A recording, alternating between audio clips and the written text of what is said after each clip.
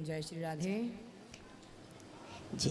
महाराज जी, श्राद्ध पक्ष चल रहा है, तो श्राद्ध पक्ष में जैसे ग्रामीणांचलों में एक प्रथा सी चल गई है कि मतलब इस समय देवताओं की पूजा अर्चना करना लोग बंद कर देते हैं।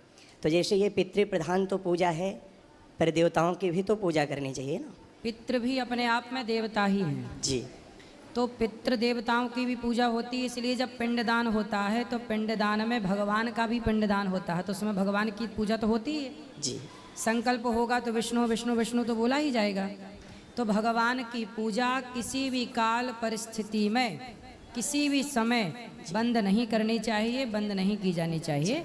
पितृपक्ष श्राद्ध पक्ष में और पूजा करना चाहिए। इस पक्ष में किया गया अनुष्ठान, पूजा, जप, तप, वो सारा पुण्य पितरों को मिलता है और उनकी सदगति होती है।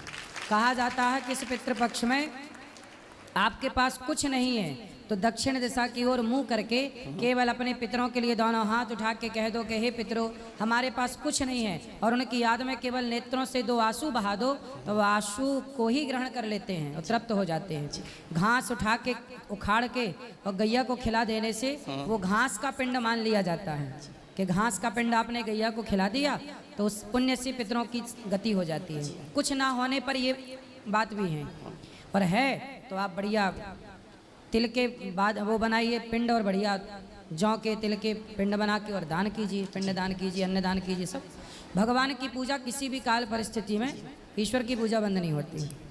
चूँकि हमारे मन में चल रहा था, चूँकि आपको इस समय पूरा विश्व सुन रहा है, तो आपके माध्यम से ये जानकारी जन जन में व्याप्त हो गई। और महाराज जी, श्राद्ध पक्ष में श्रीमद् भागवत महापुराण का फल विशेष रूप से क्या हो जाता है? कहते हैं गया श्राद्ध सते नापि मुक्तिर्मे न भविष्यति, सते नापिर मुक्तिर्मे न भविष्यति। यदि गया, जैसे गौकर्ण जी ने गया श्राद्ध तो धुंधकारी का किया, पिंडदान किया, पर चूंकि उनने नाम गोत्र गलत लिया था, क्योंकि उन्हें ये लगा कि ये मेरा भाई है, जबकि वो बहन का था। धुंधकारी जो था वो उनकी अपनी माँ का जो धुंधली की बहन का बेटा था, तो गौकर्ण जी के मौसी का लड़का हुआ। चूँकि वो नाम गोत्र गलत बोल रहे थे, उन्हें यही था कि हमारे नाम गोत्र का है। क्यों गुरुजी, बात सही है जी। इसलिए उनको उसका फल नहीं मिला। फिर भी गया श्राद्ध करने के बाद भी किसी की सदगति में कोई बाधा हो तो भागवत सुनने के बाद उसकी सदगति निश्चित है। क्योंकि भागवत कितना भी बड़ा पापी कोई ना, भागवत जी में लिखा ये मानवः पाप कृतस्तु सर्वदा सदा दुराचारणता विमार्गगाः क्रोधाग्नि दग्धः कुटिलाश्च कामिनः सप्ताह यज्ञेन कलौ पुनन्तिते। कितना भी बड़ा पापी हो उत्तर ही जाएगा भागवत के अनुष्ठान से। राधे गुरुजी, आपके चरणों पे दासी का कोटि कोटि प्रणाम। खुश रहिए गुरुजी। मेरे मन में एक सवाल हमेशा से आता है कि आपका और मेरा रिलेशन क्या है, क्योंकि पहली बार जब मैंने आपका कथा सुना, आपके साथ मैं जुड़ी, उस दिन से मैं आपसे नहीं हट पाई।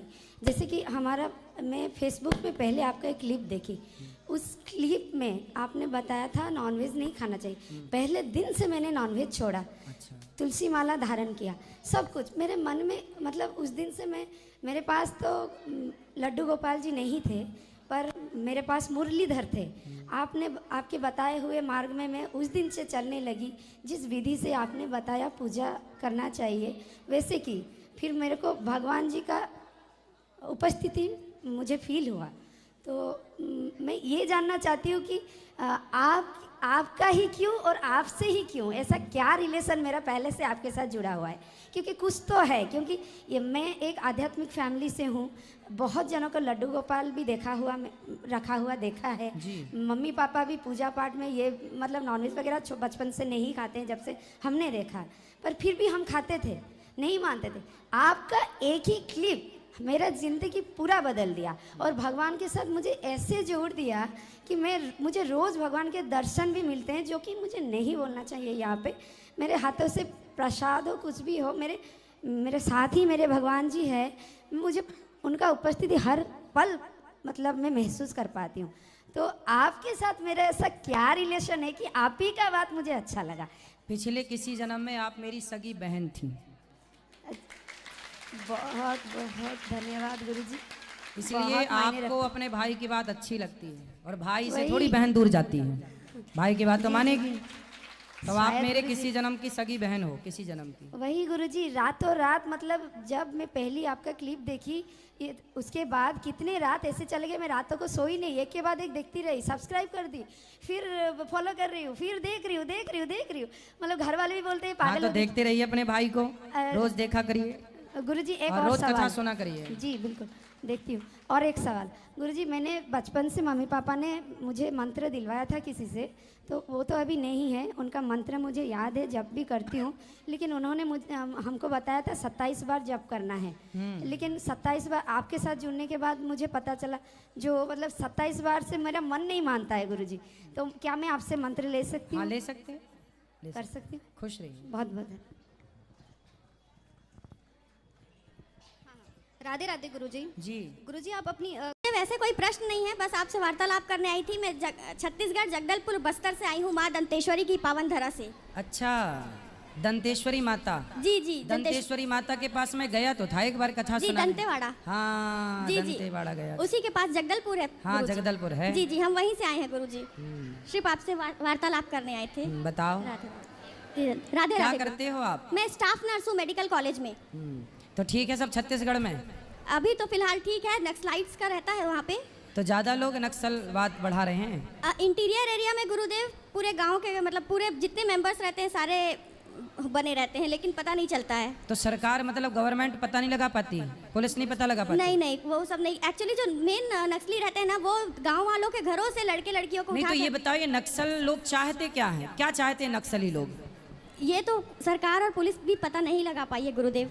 वो चाहते क्या है, जबकि वो लोग आम जनता को नुकसान नहीं पहुंचाते? क्यों? जी जी जी वो हमेशा सेना को, पुलिस को टारगेट करते हैं। जी, जी। या फिर बड़े नेताओं को। नेताओं को। जी बाकी सामान्य जनता को वो परेशान कभी नहीं करते। सामान्य जनता को इसलिए नहीं करते हैं गुरुदेव, क्योंकि सामान्य जनता जो गांव की रहती है वो खुद नक्सली से मिली हुई रहती है। हर परिवार का 1 या 2 व्यक्ति नक्सलाइट रहता है। तो क्यों? आखिर मैं सवाल ये करना चाहता हूँ कि उन लोगों को भारत की सेना, भारत की पुलिस से क्या आपत्ति है? वो लोग, मुझे ऐसा लगता है गुरुदेव कि वो लोग ना विकास नहीं करना चाहते, क्योंकि हमारा मतलब जगदलपुर छत्तीसगढ़ बहुत पिछड़ा हुआ है। हाँ और जैसे कहीं रोड बनता है, कुछ जेसीबी खड़े रहती है, डंपर्स खड़े रहती है, तो लोग आग लगा देते हैं रात में। अच्छा, वो ये चाहते हैं कि हम जैसे जंगलों में रह रहे हैं जी, हमें जी, रहने जी। दिया जाए, और हमें उनको- स्वतंत्र रहने दिया जाए, हमें यहाँ विकास के नाम नहीं पर चाहिए, जी। इस हरियाली को ना उजाड़ा जाए। जी जी और वो लोग जंगल में ही रहते हैं हाँ गुरुदेव। मैंने सुना है, मैं जंगल गया भी हूँ। मैं नक्सलियों के एरिया में जब मैं कथा सुनाने गया जी। तो मुझे बाद में पता चला कि बहुत सारे नक्सली आके कथा सुन के चले जाते हाँ थे। हाँ हमको पता नहीं चलता है गुरुदेव, हर घर से 1 या 2 नक्सली रहते हैं, और जो नहीं विरोध करते हैं उनके घर के मेन मेंबर को उठाकर मार दिया जाता है, प्रताड़ित किया जाता है, 1-1 हफ्ता 2-2 हफ्ता या हमेशा के लिए भी गायब हो जाते हैं। घर वालों को पता ही नहीं चलता है इंसान जिंदा है कि नहीं है। ये वहाँ की बहुत बड़ी समस्या है गुरुदेव। कितनी सरकारें तो आई केवल और गई। वहीं पे है जगदलपुर के आसपास? जी जगदलपुर, एग्जैक्ट जगदलपुर में नहीं है, दंतेवाड़ा जो है वो जगदलपुर से 100 किलोमीटर दूर है। दंतेवाड़ा क्षेत्र में ज्यादा है। जी अभी जीरम कांड भी हुआ था, आप सुने होंगे, स्वर्गीय महेंद्र कर्मा जी का हुआ था। हाँ, हाँ। बहुत बड़ा हुआ था। जी, जी, जी। 2013 वो भी वहीं हुआ था। भैया एक प्रेगनेंसी डिटेक्शन किट देना। ये लीजिए मैडम। प्रेगा नाव, प्रेगा वाव, प्रेगा मोर, प्रेगा ड्यू, बताइए कौन सा लेंगे आप? राधे राधे महाराज जी। जी महाराज ऐसे जगदलपुर छत्तीसगढ़ बहुत प्राकृतिक सुंदरता वहाँ बहुत है गुरुदेव। हाँ है, मैंने देखा है। चित्रकूट जलप्रपात है, तीरथगढ़ जलप्रपात है, बहुत सारी हैं, देखा लेकिन है इस कारण से वो डेवलप नहीं हो पा रही हैं। सही है, सही है। उसी कारण से हमें अपने बच्चों वहाँ कोई जाने से भी डरता है ना, ये जी सुन जी के जी कि यहाँ पे नक्सल भी है। हम लोग आए ना तो वो वही बोले छत्तीसगढ़ बस्तर तो बहुत खतरनाक है, बहुत डेंजर इलाका है ऐसा। लेकिन वो लोग सामान्य लोगों को परेशान नहीं करते, जो मैं जी, जानता जी। हूँ। अच्छा, मैंने एक बात सुनी थी उनके बारे में। जी गुरुदेव। नक्सल क्यों बढ़ा, शुरुआत कहाँ से हुई? नक्सल लोग ना वो भी हमारी तुम्हारी तरह इंसान हैं। पता है उस क्षेत्र की महिलाएं आज भी कमर के नीचे को ढकती हैं, ऊपर के हिस्से को नहीं ढकती। पता है आपको? पहले के ज़माने में महिलाएं केवल कमर ढकती थीं, पर ऊपर के छाती के हिस्सा को नहीं ढकती थी। तो जब पहली बार वहाँ सेना या पुलिस गई तो उन लोगों ने, चूंकि वो विकसित नहीं था, तो वहाँ जंगल के तरह से लोग रहते थे, बहनें, बेटियाँ, भाई लोग सब रहते थे। तो यहाँ के पढ़े लिखे लोग जब गए तो उनकी बहन बेटियों को उन्होंने कुछ परेशान किया। कुछ लोगों ने परेशान किया उनकी बहन बेटियों को, क्योंकि वो तो कपड़े नहीं पहनती थी ज़्यादा, केवल कमर का हिस्सा ढकती थी, ऊपर भी पहनती रही होंगी तो हल्का फुल्का कुछ। वो बिल्कुल सीधी सादी भोली भाली थी। तो कुछ लोगों ने उनको परेशान किया। और जब परेशान किया उनकी बहन बेटियों को, तब उनको लगा कि भाई इन लोगों ने हमारी बहन बेटियों को छेड़ा है। तो फिर वो लोग पुलिस और सेना पर अटैक करने लग गए। तब से ये बहुत पुरानी, किसी ने मुझे ये बताया दंतेवाड़ा में ही, ये तब आज से कई साल पुरानी बात है, मुझे कभी बताया था तो वो दिमाग में थी, आज आपसे कहा कि ये कारण हो सकता है। कन्फर्म यही कारण है, नक्सलवाद का ये मुझे नहीं पता, कारण बहुत सारे हो सकते हैं, नक्सली ही बता सकते हैं। अभी भी उन लोग जंगल में ही रहते हैं गुरुदेव, और हाँ। जैसे पुलिस वाले सेना वाले जाते हैं कुछ सर्चिंग करने, तो उन लोग जंगल के रास्ते से ही तेलंगाना निकल जाते हैं, दूसरे उड़ीसा निकल जाते हैं, दूसरे स्टेट्स चले जाते हैं। हाँ सही है, सही है। चलो भगवान करें सद्बुद्धि आए, और सेना का जवान भी किसी माँ का बेटा, किसी पत्नी का पति, किसी पुत्र वो का बहुत पिता दुखद होता है गुरुदेव वहाँ इसलिए पे। ना करें। नक्सलवादियों से मेरी प्रार्थना है कि आप भी अपने हैं, हम आपके, आप हमारे, सेना आपकी, देश आपका। आपस में हम क्यों लड़ें? यदि लड़ना है तो हमारे नक्सलवादियों को, नक्सल भाइयों को लड़ना ही है तो आतंक के खिलाफ हम मिलजुल के लड़ाइयाँ लड़ें, जी जी। आतंक को समाप्त करें, ना कि अपनी सेना को, ना कि अपने देश के पुलिस को। वो सही। बहुत दुखद होता है गुरुदेव। जी जी, राधे राधे गुरुदेव। राधे राधे। गुरुजी राधे राधे। जी गुरुजी हमारा सवाल ये है कि सब कुछ जब ईश्वर की इच्छा से हो रहा है, तो जो पाप इतना संसार में है, दुख है, कसाई गाय काट रहा है, तो क्या उसमें भी ईश्वर की इच्छा निहित है? ना, तो इसको स्पष्ट करें गुरुजी। देखो सब कुछ ईश्वर की मर्जी से होता है, ये बात सबके लिए थी ही नहीं। ये ज्ञान जो है ये सबके लिए नहीं है। जैसे सब लोग शांत रहिए, मेरी प्रार्थना। भैया, ओ भैया, मेरी माँ चुप रहो, सुनो। ये बताओ परमाणु बम जो है क्या ये सबके लिए है? नहीं कि एक आप भी अपने घर में रख लो, एक हम भी रख लेते हैं। नहीं नहीं। पाकिस्तान के पास परमाणु आ गया तो रोज धमकी देता है। गलत व्यक्ति के हाथ में कोई पावर लग जाएगा, शक्ति लग जाएगी, तो वो उसका सदुपयोग कम करेगा, उसका दुरुपयोग ज़्यादा करेगा। अब जैसे ये ज्ञान है कि ईश्वर की मर्जी के बिना पत्ता नहीं हिलता, ये बात है तो सही, पर यह ज्ञान सबके लिए नहीं था।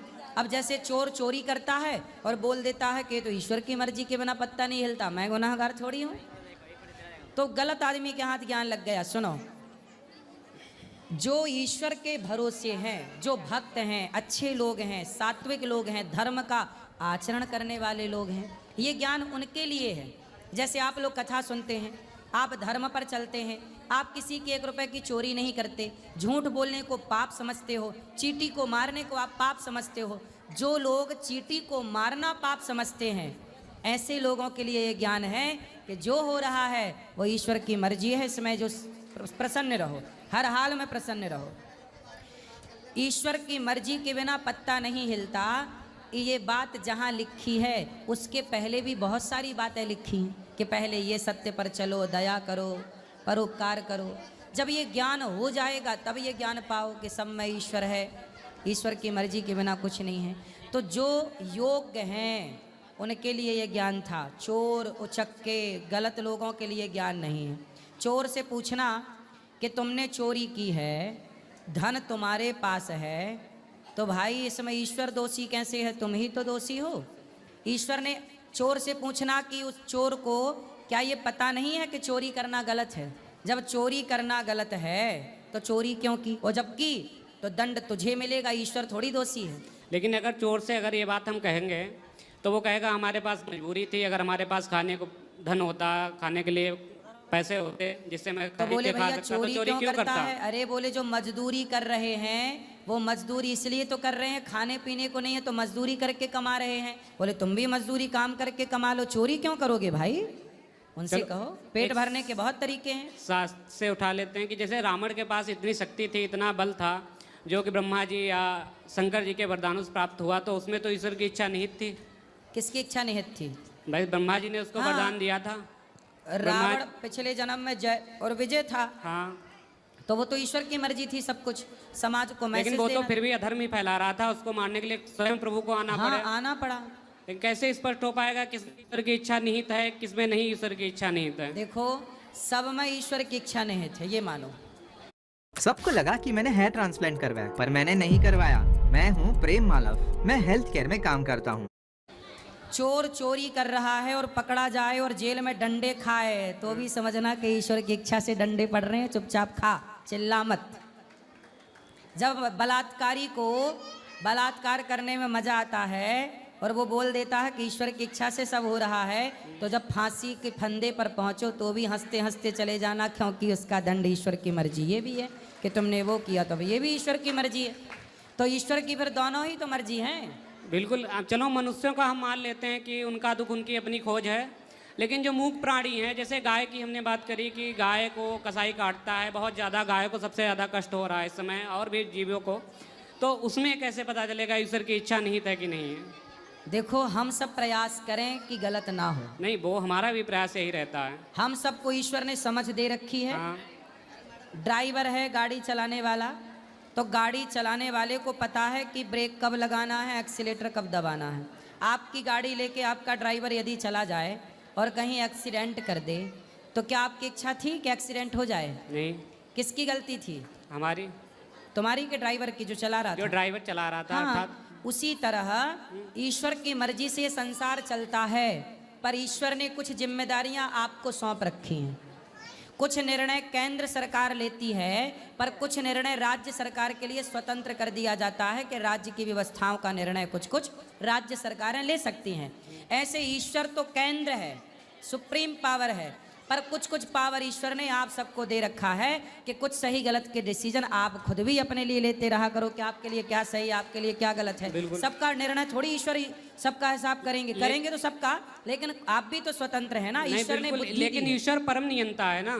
हाँ। वो चाहे तो रोक सकता है कि कसाई गाय ना काटे, अच्छा, एक किसी बात जीव बताओ, को दुख ना हो। एक बात बताओ। हाँ। जब बच्चा एग्जाम देता है और क्वेश्चन पेपर में कुछ गलत लिखता है, गलत उत्तर लिखता है, तो वहाँ जो खड़ा टीचर निरीक्षण कर रहा है वो जान जाता है कि ये गलत उत्तर लिख रहा है, तो क्या उसे टोकता है कि बेटा ये गलत है? लेकिन पहले उत्तर दो। मनुष्य के पास तो विवेक होता है। पहले जो हम पूछ रहे हैं उसका उत्तर दो। हाँ, नहीं टोकता है। वो नहीं टोकता। हाँ। वो सही लिखता है तो मास्टर पीठ नहीं थपथपाता कि वाह बेटा, और वो गलत लिखता है तो टोकता नहीं है, क्योंकि वो एग्जाम का टाइम है। जब एग्जाम की कॉपी जमा हो जाएगी तो परिणाम बच्चे के सामने आ जाएगा। उसी तरह ये कर्म भूमि है। ये संसार क्या है? कर्म भूमि। यहाँ आकर हम सबको कर्म करना है। ईश्वर सब देख रहे हैं, पर वो कुछ बोल नहीं रहे हैं, क्योंकि ईश्वर ने आपको कर्म करने भेजा है। अब आप स्वतंत्र हो, चाहे अच्छे कर्म कर लो, चाहे बुरे कर्म कर लो। शराब भी आपके सामने है, दूध भी आपके सामने है, क्या पीना है मर्जी आपकी। पाप भी आपके सामने है, पुण्य भी आपके सामने है, क्या करना है मर्जी आपकी। 100 रुपये आपके पास हैं, चाहो तो 100 रुपये में आप शराब पी लो, चाहो तो 100 रुपये में किसी भूखे को भोजन करा दो। आप स्वतंत्र हैं। तो ईश्वर तो आपको समय देकर संसार में भेज चुका है कि जाओ कर्म करो। अब अच्छे करना है कि बुरे करना है, वो समझ भी ईश्वर ने आपको दे रखी है। शास्त्रों का ज्ञान भी है, गीता पढ़ लो कि क्या करना धर्म है, क्या करना धर्म है। तो जब आप अमेरिका जाओगे ना, तो अमेरिका का कानून आपको फॉलो करना पड़ेगा। बिल्कुल। ऑस्ट्रेलिया जाओगे तो ऑस्ट्रेलिया का कानून आपको फॉलो करना पड़ेगा। तो धरती पे आए हो तो गीता ईश्वर का कानून है, थोड़ा फॉलो कर लो, गीता पढ़ लो, थोड़ा शास्त्र पढ़ लो, और जब करोगे तो फिर दंड भोगने को तैयार रहिएगा। आप गौ हत्या करेंगे तो दंड आपको मिलेगा। लेकिन उनका क्या, जो मानते नहीं गीता को? कौन? जो सनातन धर्म को नहीं मानते हैं। नहीं मानने दो, कोई बात नहीं, भोगेंगे। लेकिन कहीं ना कहीं उनकी वजह से जीवों को तो कष्ट हो रहा है ना। तो जो कष्ट हो रहा है तो बाद में वो पाएंगे साहब, वो नाली का कीड़ा बन के कई जन्मों तक भोगेंगे।